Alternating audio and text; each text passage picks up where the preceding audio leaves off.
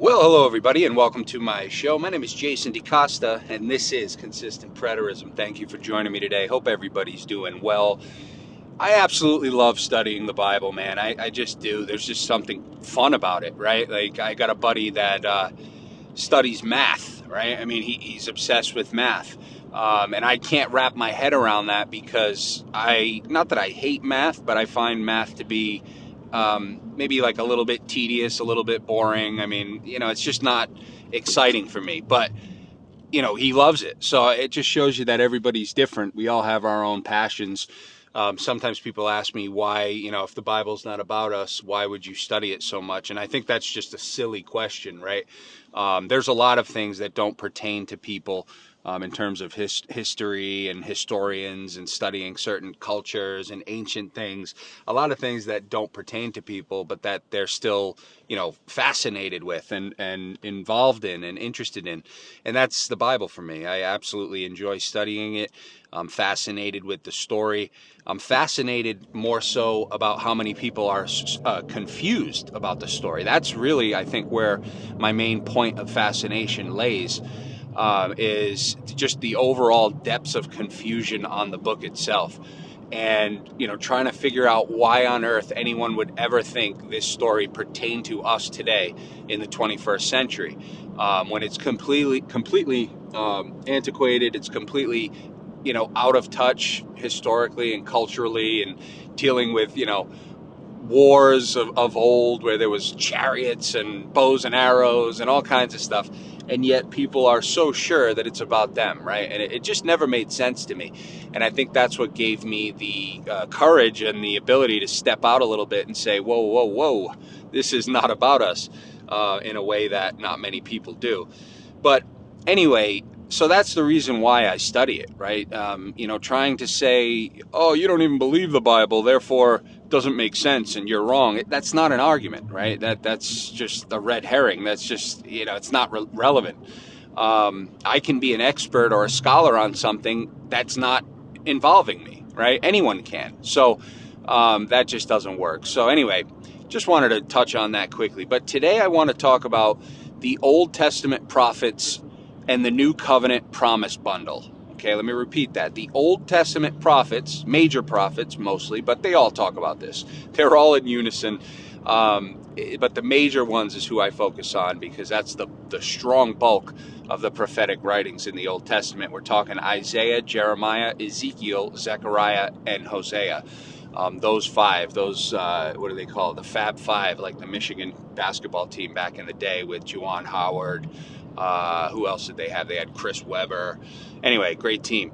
But the Fab Five prophets and their New Covenant Promise Bundle. Now, when I say New Covenant Promise Bundle, I mean the elements that they linked together in regards to the new covenant that they looked forward to, right? And they don't all use, well, yes, they do actually. They all refer to it as a new covenant.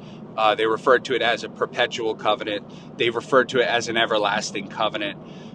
They refer to it as a new heaven, new earth. That's Isaiah. They refer to it as the two sticks coming back together and being joined together. That's Ezekiel. They refer to it a number of different ways. But in essence, what it is it's a restoration of the covenant that they broke when they went into exile, plain and simple. That is the covenant, the restoration, the renewal, the refreshing, the new heaven, new earth that they are expecting, or that they are prophesying about, which is probably them just looking back on it, right? Because they probably weren't inspired. But anyway, so there's this promise bundle that is attached to that concept, right? And it's loaded with constituent elements that help us to keep this in its proper context, right? This is how one needs to approach the Bible, methodically, exegetically, and with no bias whatsoever. And when you do that, you will see that this view that I'm espousing here is the only view that can be correct about the Old Testament prophets. Now, when I say the promise bundle that's tied to the new covenant / new heaven, new earth, what I mean is each of these prophets link earthly events to that time, right? Each of these prophets link earthly events, recognizable identifiable, clear as a crystal, earthly events to that new covenant, to that new heaven, new earth. It's a promise bundle. You cannot sever those things away.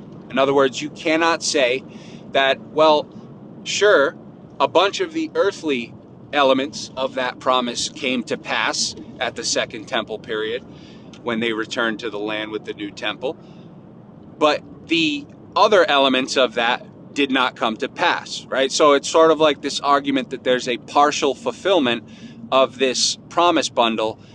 Some of the promise bundle came to pass, but other points of the promise bundle did not, and therefore the new covenant was only partially consummated in 536 BC when they returned from Babylon and all nations. Absolute 100% unfiltered nonsense. Okay, there is no such concept in the Bible as a partial covenant. There is no such concept as a covenant that's like halfway in, halfway out.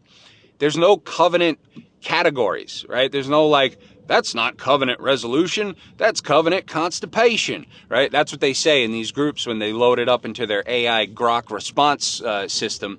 They all come back with these little slogans, right? And I always wondered why a few people sounded identical in their responses and why they framed it with these sort of like, these juxtaposition statements that are just so unnatural for a normal human to engage in an everyday dialogue. It's because they're robots, right? And they're relying on a robot to answer for them. They're not doing the thinking themselves. They've lost logic and common sense and handed it over to the robot. So this is the problem, right? There is no partial covenant. There's no idea of that in Scripture whatsoever. You're either in covenant or you're out of covenant. And since both houses were exiled and cut off, Ezekiel 37, both houses, the whole house, Ephraim and Judah, we ourselves are dead and cut off. Since both houses are cut off in exile, alienated from God and the promised land and the temple, and unable to perform the Torah because they don't have the temple, right? I mean, that's accounts for a third of the laws. They are cut off from the covenant, and it says that everywhere. We're talking everywhere throughout the prophets. They are cut off. They are broken. The covenant is broken. They transgress the covenant. It's everywhere. So in order for them to restore that broken situation, what would be needed, right? A new covenant. Very simple, very easy formula. Don't need to rack your brain. But a new covenant. And if you want to, get into semantics and argue about, well, it's not exactly new, it's restored, blah, blah, blah, that's fine. You can argue that till you're blue in the face. To me, it's all synonymous. It's all speaking of the same thing. A new covenant is the restored covenant coming out of Babylon.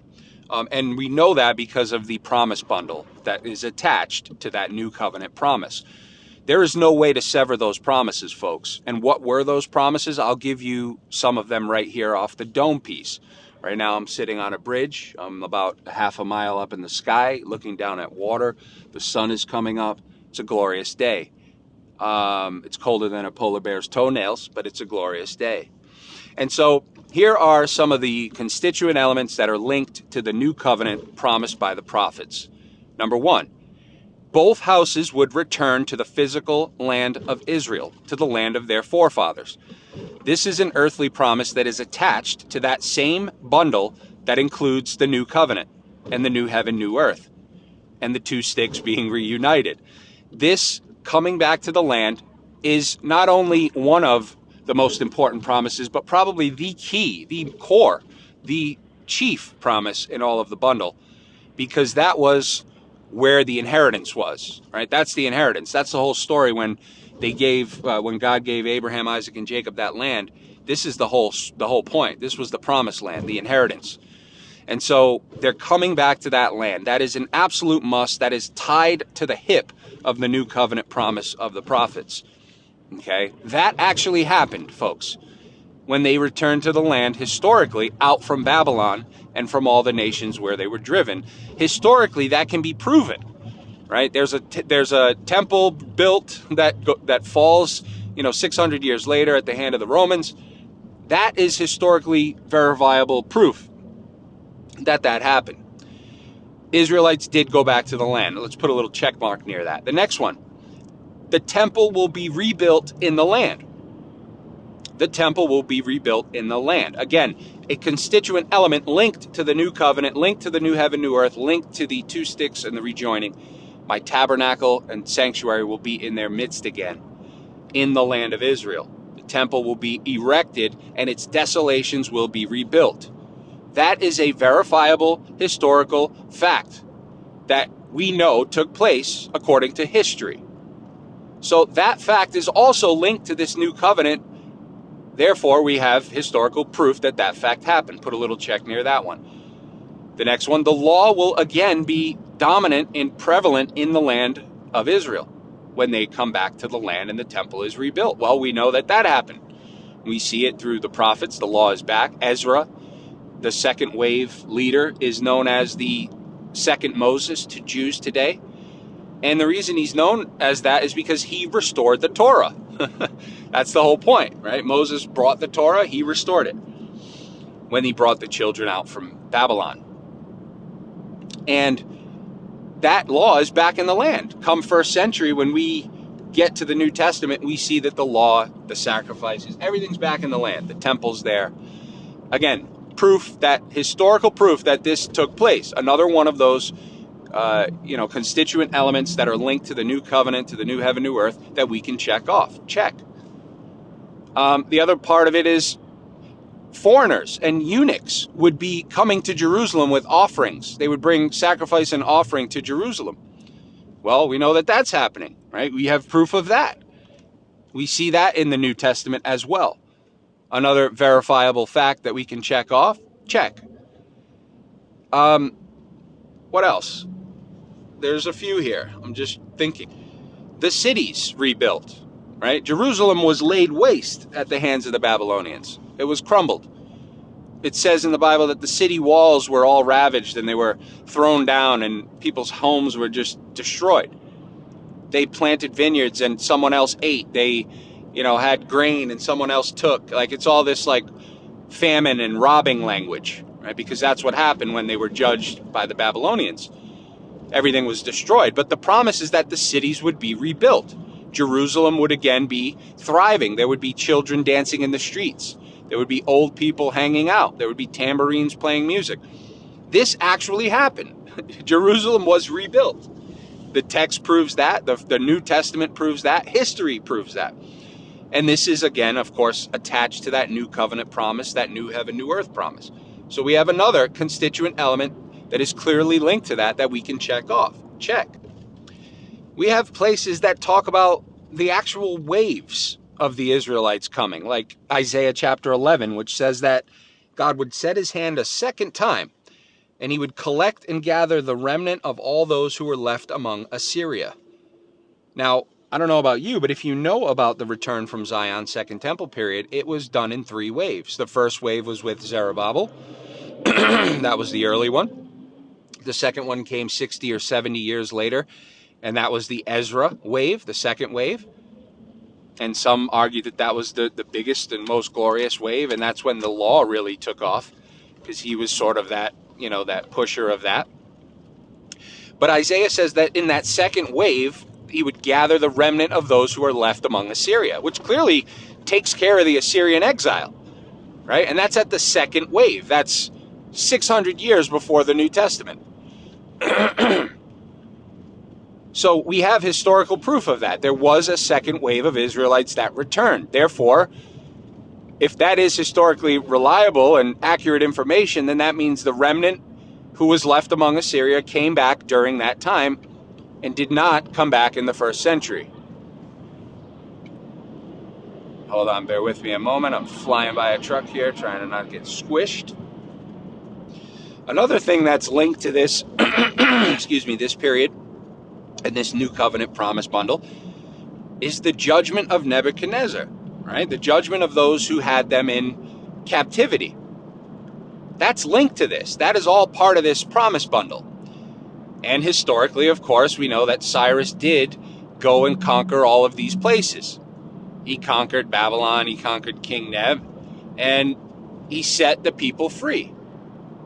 Right? This is in the Bible. This is historical fact, supposedly.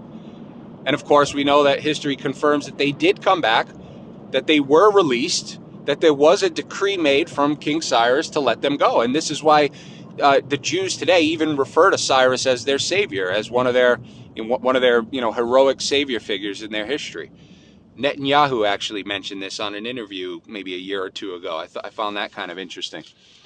But they understand him for that. That was part of it, right? And so obviously we can put another checkbox near that as well as being historically fulfilled and showing that this new covenant promise bundle was really fulfilled. All of its earthly constituent elements of what was promised around it were fulfilled. Even the land.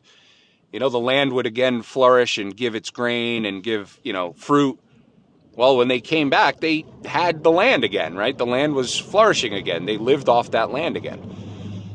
So we can put a check near that box. Now, where are the objections? Well, the objections are weak, right? The objections are weak. The objection is that, well, all 12 tribes didn't return in full and in a grand manner and this, that, and the other. Well, it doesn't say that they would, right? Isaiah chapter 10 says only a remnant of both houses would return during that perpetual new covenant when they would come, right? Jeremiah 50 says, when God judges the king of Babylon, this is the time when both houses would return and join into a perpetual covenant with the Lord. They would return weeping, it says, But it's a remnant. It's always a remnant. So the argument that it wasn't grand enough, or that it's not all 12 tribes, or, it's not 50,000 from each tribe, it's nonsense, right? It's just man-made, assumption at best. And it's just a shame because the Bible is clear. Only a remnant of these houses would return. Just a remnant, right? Both houses. So that's not an argument.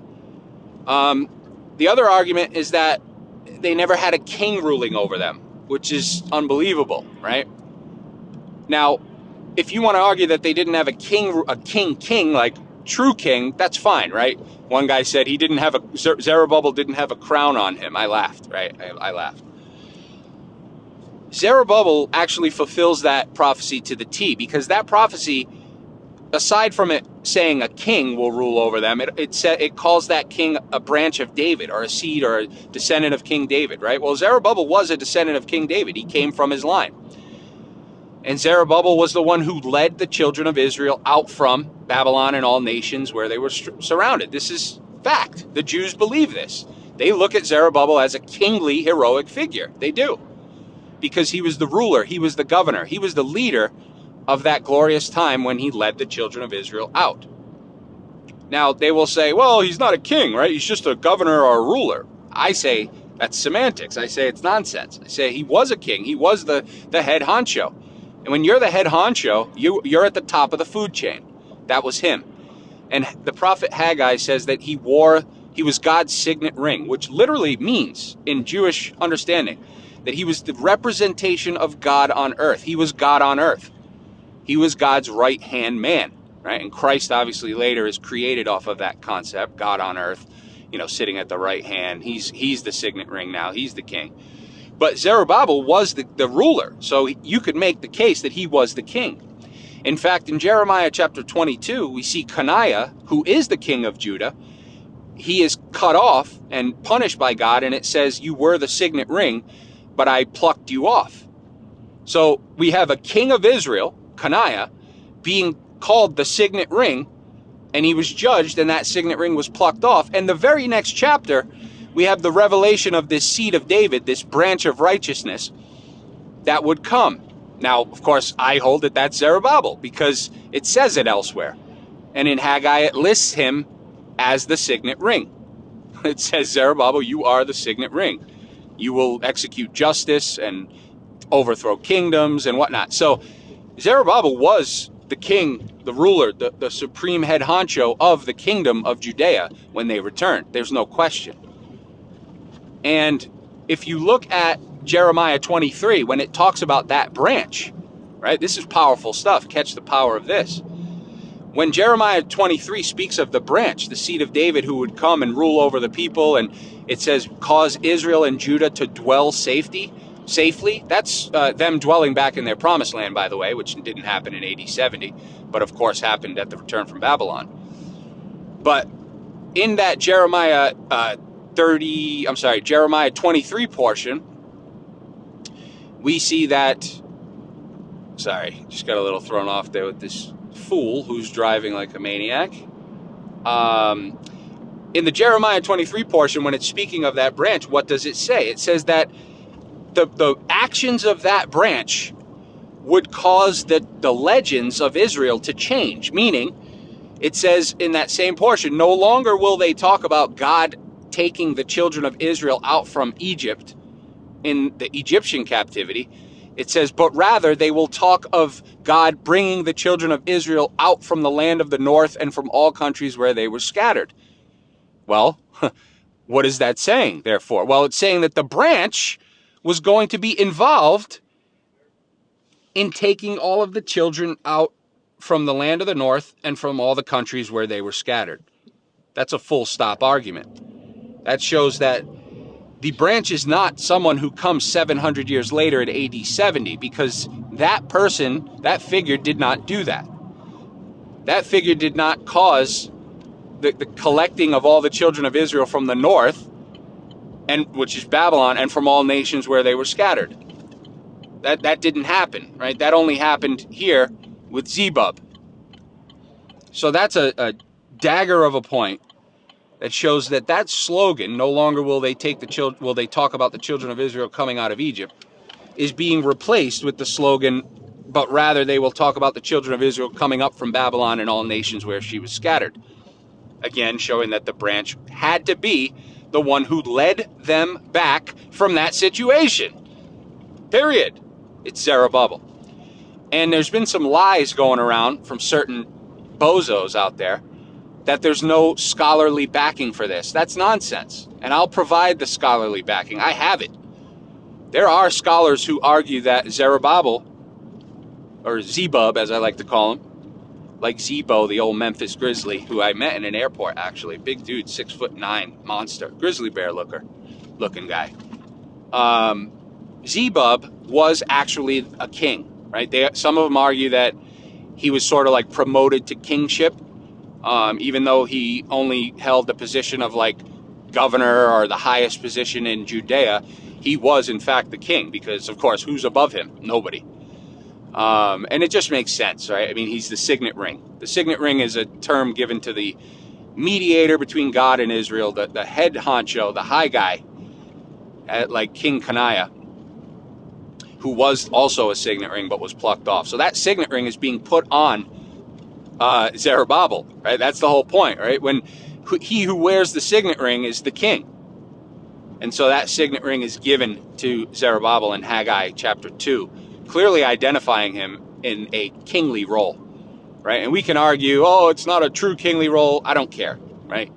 This just is another clear fulfillment of that new covenant promise bundle, right? Because it promises that a ruler would rule over them. He would be responsible for gathering them. That's Zerubbabel. He would be responsible for letting them dwell safely in their borders. That's Zerubbabel. He would be responsible for executing justice upon nations. That's Zerubbabel. All these things he fulfills. And oh yeah, he is a descendant of David that's sitting on the throne. You know, so it's just simple, right? And I'll do a post with some of that scholarly stuff as well to show that I'm not on an island by myself there. And even if I was, I would be okay with it, because, you know, what I've come to realize is that scholars really don't know a lot, right? They know bits and pieces. They don't have a good understanding of the text, the scriptures. So that's where I come in with that understanding and being laser sharp in my exegesis and figuring out, all right, this belongs here. This obviously matches here. You know, like Zechariah, for instance, Zechariah 10, which is used to say, oh, you know, you're wrong because Zechariah is writing after the first return and still looking for, you know, a reunification of more of Joseph or whatever, Ephraim. Well, yeah, of course, because Zechariah is looking at the same picture that Isaiah 11 was, which is that second wave, that glorious return when God gathers the rest of the remnant from that was left among Assyria. And we know that because it says he will at this time judge Assyria and Egypt. And it says the same thing in Zechariah 10. So Zechariah 10 says, you know, he'll take them from among Assyria and Egypt and they will be judged.